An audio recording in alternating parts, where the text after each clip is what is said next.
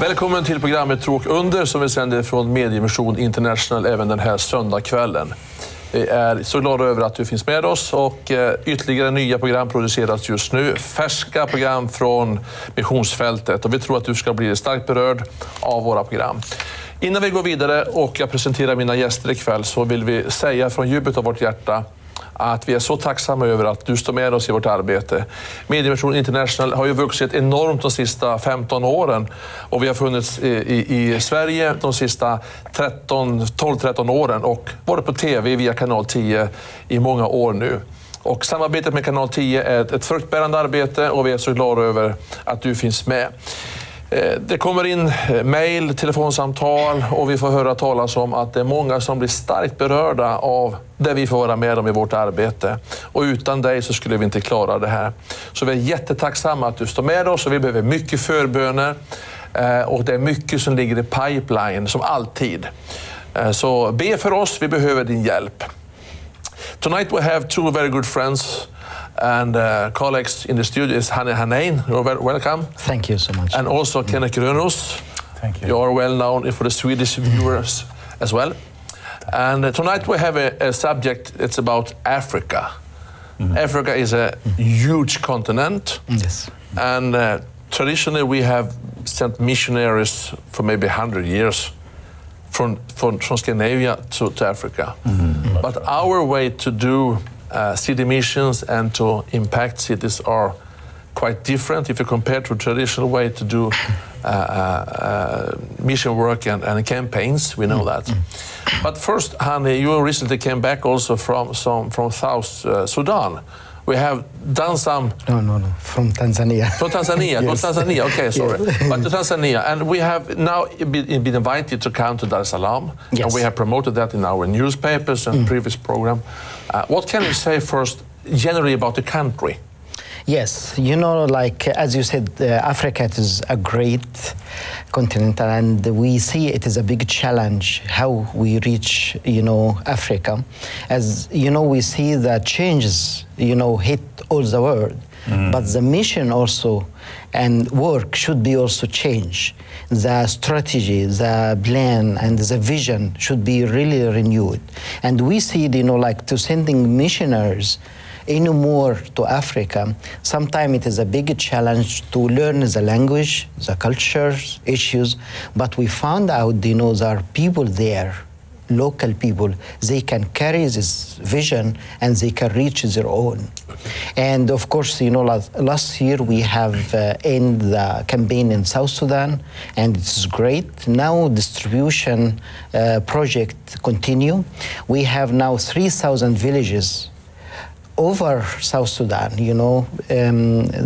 it's a big challenge because the road to reach these 3,000 villages is very risky. Okay. So again, now, like Africa is open.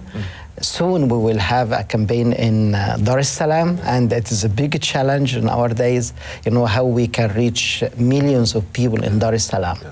Actually, like when you use media, you reach all Tanzania and so on. Kenneth, you have been working in Africa for many, many years. And you know Tanzania quite well, and you have been there many times in Dar es Salaam also. Yeah. What can you say about, the churches, the conditions in the churches and the pastors? What is the condition in the churches right now? Yes, in average, I think Tanzania has a very strong evangelical church, and the presence of the church, especially on the countryside, are quite strong as a result of the Nordic missionaries and other missionaries from other countries. Africa has 400 years been a very strong missions field. But we can see, as Hani says, Africa is changing.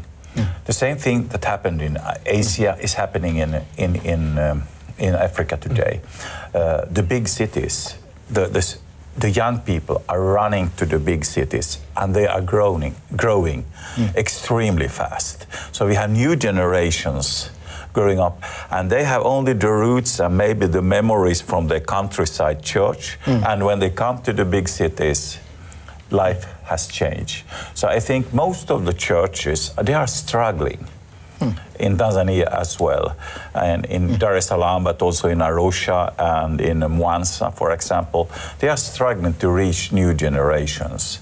Yes. And that's why we were invited to lead this campaign together with the churches and to use the media to reach new people in a bit different ways and much more in a more wider way. Yeah, but when you have told them about our way to do these kind of campaigns, and what about the reactions? Because they are more used by the traditional way to have an open field with preaching and how do they react? Actually, it's very positive because many church leaders, they are frustrated to use the same way like an old, fashioned way. And they say that this is such a new concept. It really, come to like bring a new blood to our church.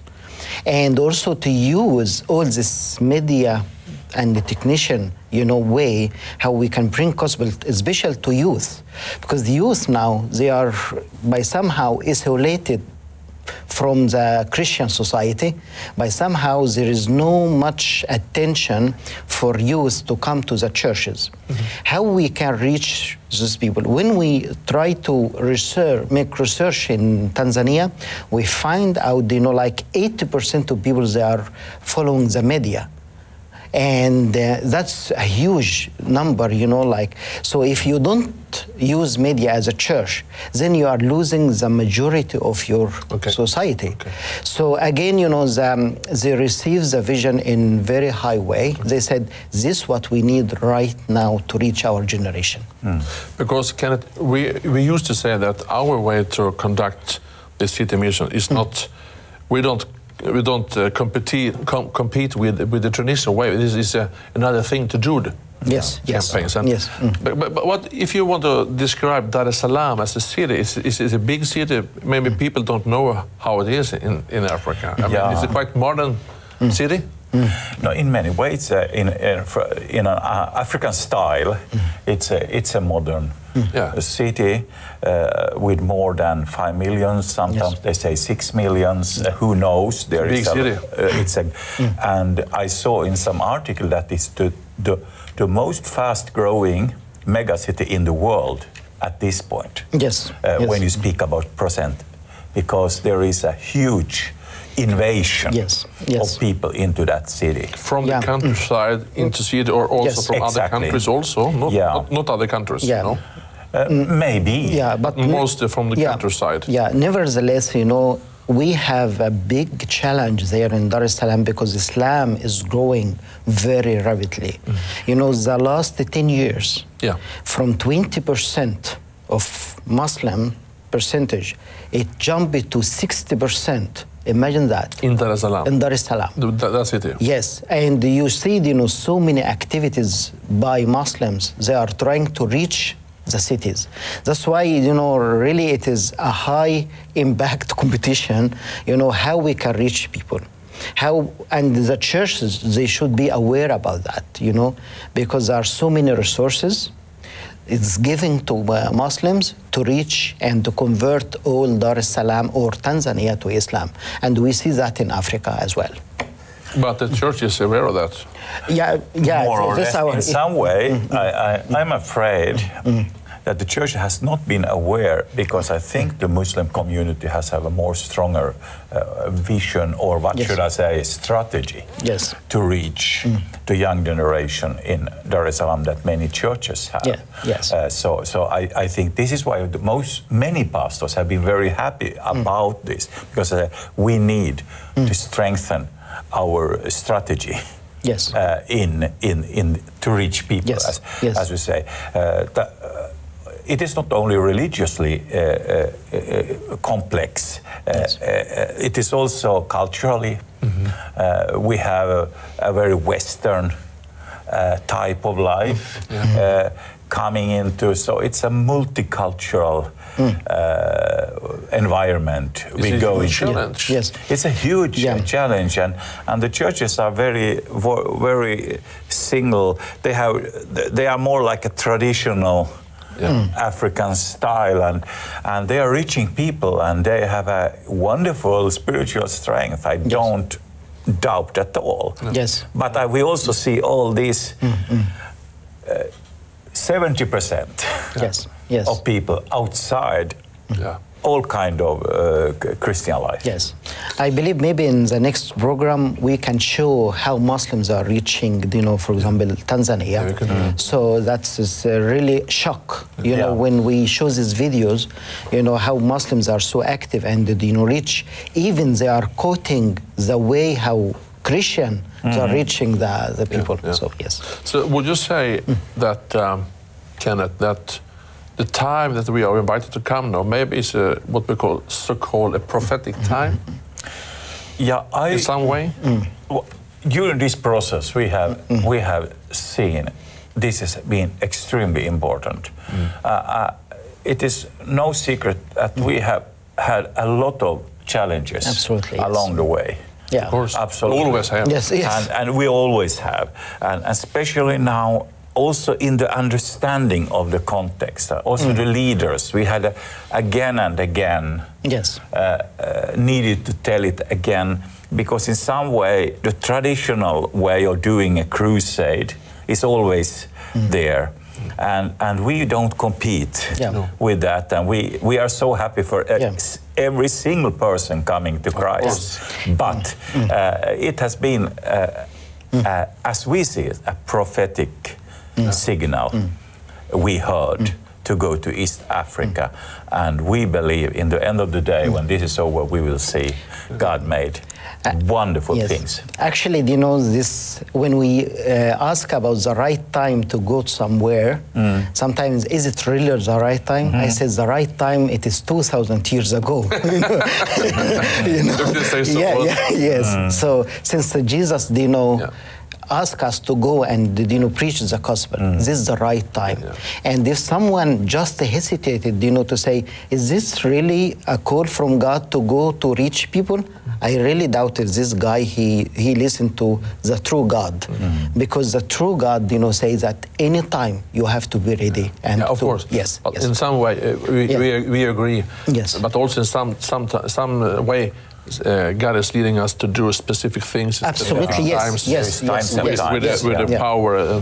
But we have some inserts. We have that from Tanzania. Before we go to the insert, when we start to seek for transformation stories in Tanzania, we found out, the problem there, the conflict, the challenges people they have is really huge. Especially, like many, they use drugs, and corruptions, are all this kind of dirty life. When we try to really collect, we really shocked how people have gone through very difficult life. And behind this, we collect now 15 very strong stories. Behind these 15 stories are, at least 15 million people similar background that are coming on. Let's maybe we have the insert now. Yes. Take a look at that. The first insert, please.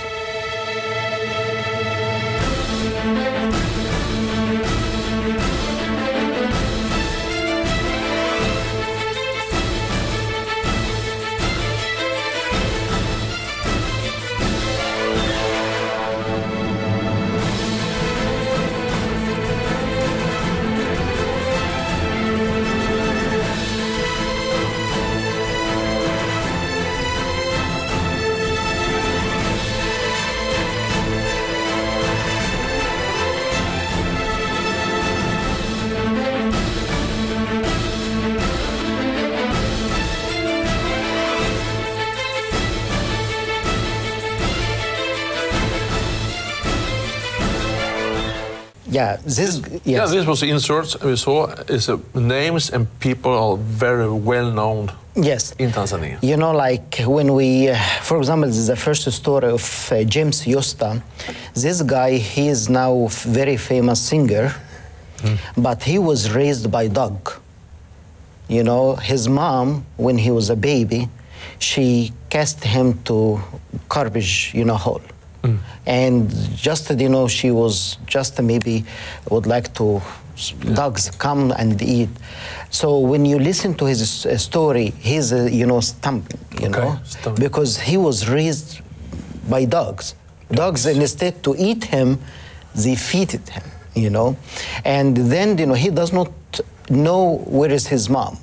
At the end of the message, he said, "Mom, you wanted to kill me, but I forgive you. Yeah. And I am now a man, you know, preaches the gospel. God has, you know, reached my life." He was in prison many times. He was a street boy. And imagine this, you know, like he represents a many like him in Tanzania. Yeah. So it was the first story of... You have the book there? Yeah, all these stories, it is in the book.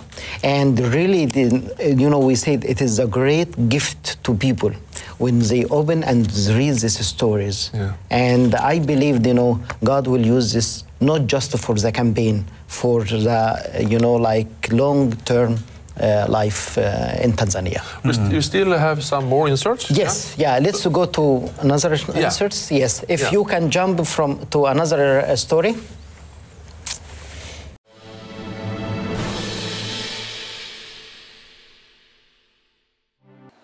Bwana Yesu asifiwe. Kwa majina yangu naitwa Meshak Salum. Nimeokoka kutoka imani nyingine. Nimezaliwa mkoa wa Kigoma, lakini pia nimesoma kwenye madrasa mbalimbali pale mkoani Kigoma, wilaya Kigoma mjini, Mwanga, Vamia. Nimesoma madrasa al-Khazari, madrasa al-Maahid na Muhajirin, na nimemaliza chuo cha mkoa kinaitwa Darul Huda.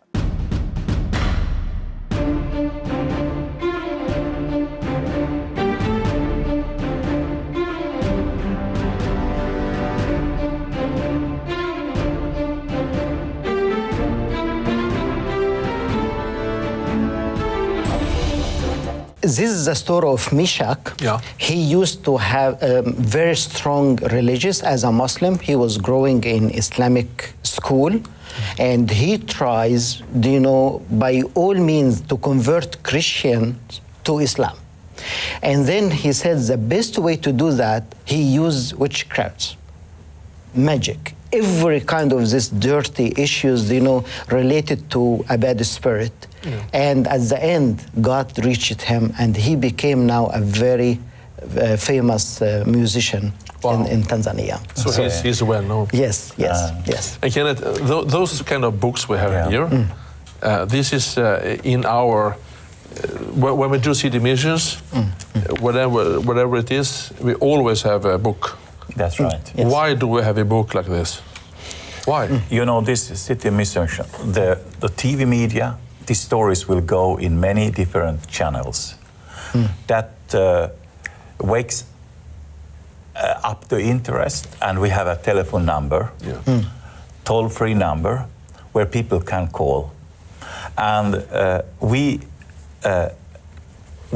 advertise and say, if you call, you will get a book. Yeah. Yes.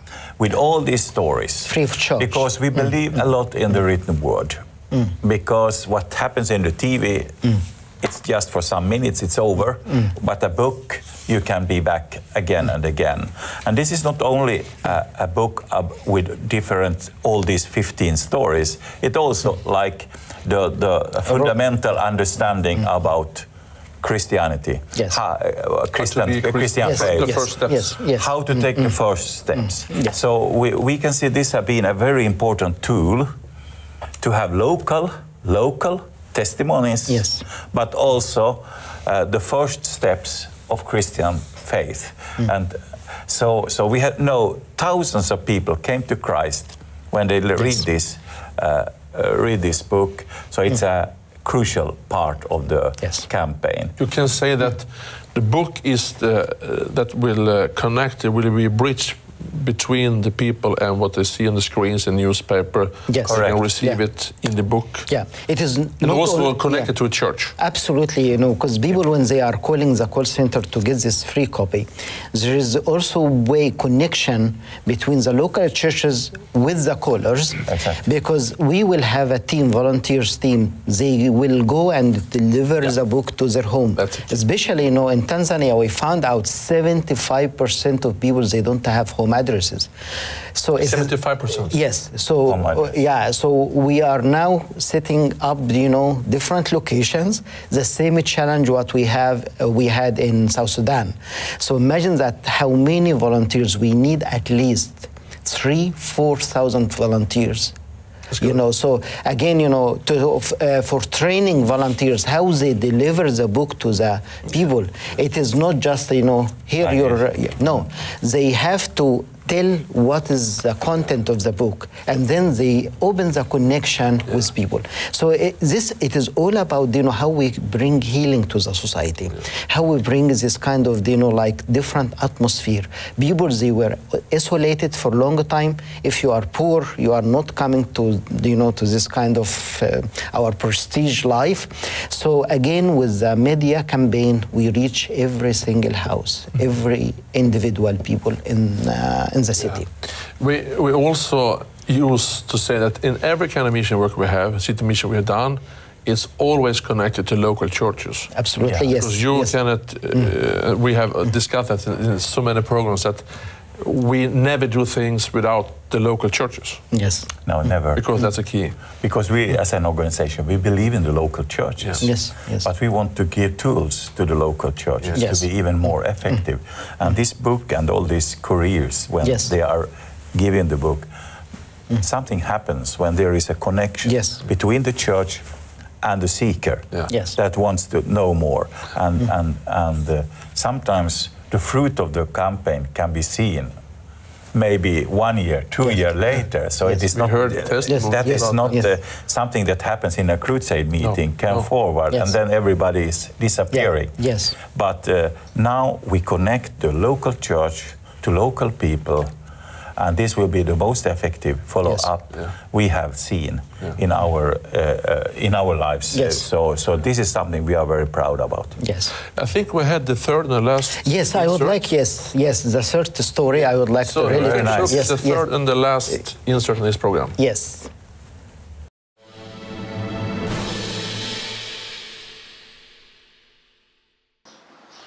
Mimi naitwa Bayombe Maduru Ndaki. Nimezaliwa tarehe 8 Januari 1967 katika wilaya ya Bunda, mkoa wa Mara.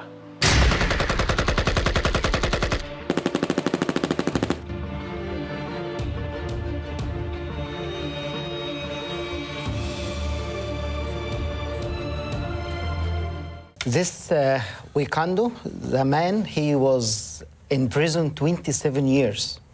He was a murderer. He was a gangsman, he was a criminal. He did every kind of crime in the country. For 27 years, in the prison, God reached him. And everyone know about this guy. So when you see it is a miracle happen, to hear him, how Jesus reached his life and it changed him. And now he is an evangelist. This kind of story, I believe it will, when we ask everyone, they said, we never done this before to collect this, especially local churches.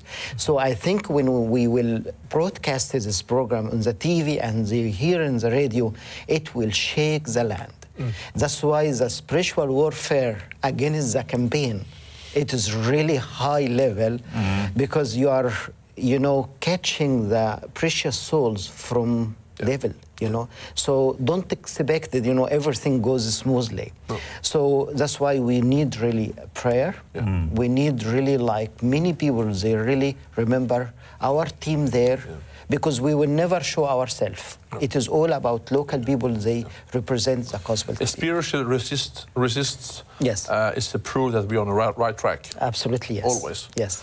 Before we're coming to the end of the program, so we have to talk about Senegal and also other countries, Yes, Angola, yes. the next program. Yes, yes. But before I mention some about some accounts number here, Kenneth, I wanted to say in Swedish and talk to the Swedish lovely mission friends we have, because without them we are lost. That's right. That's right. So what will you say to our friends in Sweden concerning Tanzania? What can we do? Vi vet ju, vi känner Sverige, vi känner de nordiska länderna. Jag är själv en del av en missionsrörelse. Vi har växt upp med mission på våra hjärtan. Och vi vet att det finns ingenting som är så värdefullt som att kunna investera i att vinna människor för Guds rike. Det finns ingen humanitär hjälp som kan överträffa det att kunna få rädda någon för himlen. Och därför så vill vi också säga till alla våra vänner ett stort och varmt tack för den hjälp ni har gett oss. Men nu gäller det Dar es Salaam, Tanzania, ett land som många av oss känner till sedan barnaåren genom missionärernas berättelse, hur arbetet började och hur pionjärerna kämpade, och sedan rapporten om de stora växande församlingarna. Nu är det Dar es Salaam, den viktigaste staden i Tanzania, som vi vill nå. Och vi tror att det som sker i Dar es Salaam, det påverkar hela nationen. Och vi säger, kom med, stå med oss, hjälp oss med att genomföra den här kampanjen. Tack ska ni ha för era förböner. Tack ska ni ha för ert stöd och för er hjälp. Det är ju så att utan hjälp så ensam är inte stark. Det går ju inte. Men tillsammans. Tillsammans. Och efter de orden som Kenneth har utmanat dig, och Kenneth sitter också med i den svenska styrelsen och är djupt involverad i arbetet och huvudkontoret i Finland, så vill jag berätta för dig att vi har en tidning som heter Mediemission. Den ser ut så här. Ett exemplar såg ut så här. Och på den hemsidan, mediemission.se, där kan du beställa vår tidning, du kan mejla till oss, du hittar all information du behöver i den här tidningen och på vår hemsida. Vi har också ett Swish-konto. Det verkar som att fler och fler upptäcker Swish-möjligheten. Det är 123 45 488 22. Sen har vi ett 90-konto som säkerställer ditt givande när vi står under statlig insamlingskontroll. Det är 90 03 07-0. All informationen ser du på screenen just nu, och du hittar den också i vår tidning eller på hemsidan. The time is always flying away when we have good programs. So I'm so grateful that you were here tonight. Thank you so much. Thank you, Hanni. Appreciate that. And Kenneth. Thank you. Och vi vill ge dig det bästa vi kan göra från vårt arbete, och det är Guds rika välsignelse över dig och det du gör och det du står i. Så vi hörs längre fram. Tack ska ni ha.